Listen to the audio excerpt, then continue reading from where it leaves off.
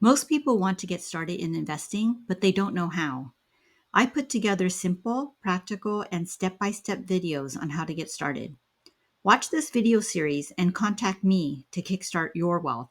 In episode 2, we talked about having an emergency fund of 3 to 6 months. Now let's talk about what to do with any extra money beyond your emergency fund and how much should be in stocks versus bonds. The formula to use is to take 100 and minus your age, and that's the amount to put in stocks versus bonds. For example, if you're 20 years old, then 20% of your extra money should be in bonds and 80% should be in stocks. But people are living longer now, so they increased it to 110 minus your age as the new formula for stock versus bond allocation. So you're longer in stocks and you don't run out of money when you're older. Some people will even say that's too conservative and there should be zero bonds until you're 40 because you have time to let your money grow in the stock market. Last year, I met a 20-year-old who asked me where to put her money. I told her to minus her age by 100, so it should be 20% in bonds and 80% in stocks, which is still considered a conservative allocation. She said she was going to ask her dad's financial advisor. Of course, her dad and the advisor are both much older than she is, and told her to put 100% of her money in bonds because she was afraid of losing her money. That was in 2024. And as we saw in the last video, even a simple index like the S&P 500 returned over 20% last year versus bonds at 3%. So her money didn't grow and keep up with inflation. Your parents' advice comes from a different generation, and they're at a different point in their lives than you are.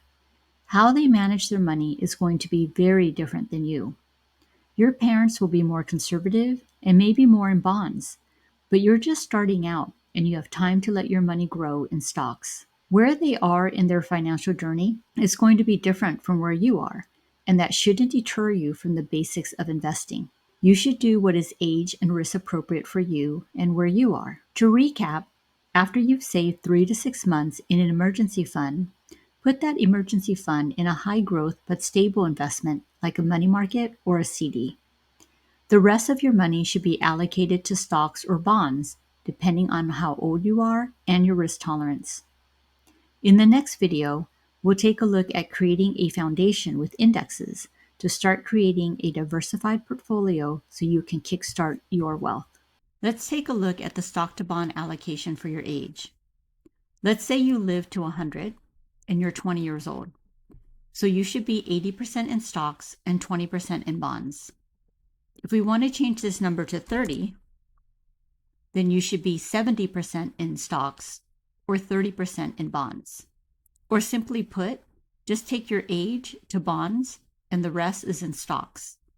As I said, this number is very conservative and a lot of financial planners are now asking to take 110 minus your age as the stock to bond allocation. Use the number that's appropriate for you and your risk tolerance. Let's take an example of a stock fund versus a bond fund. The first is the Vanguard Total Stock Market Index Fund. Last year, it returned 23.81%. In 2023, it returned 26.05%. And in 2022, it returned negative 19.51%.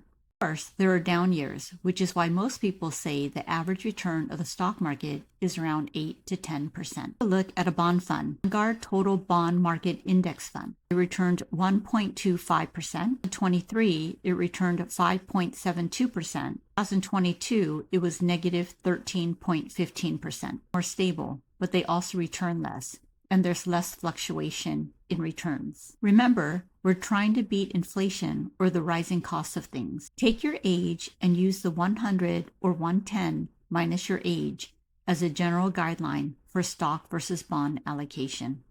A lot of people want to get started with investing, but they don't know how or just need a little hand-holding.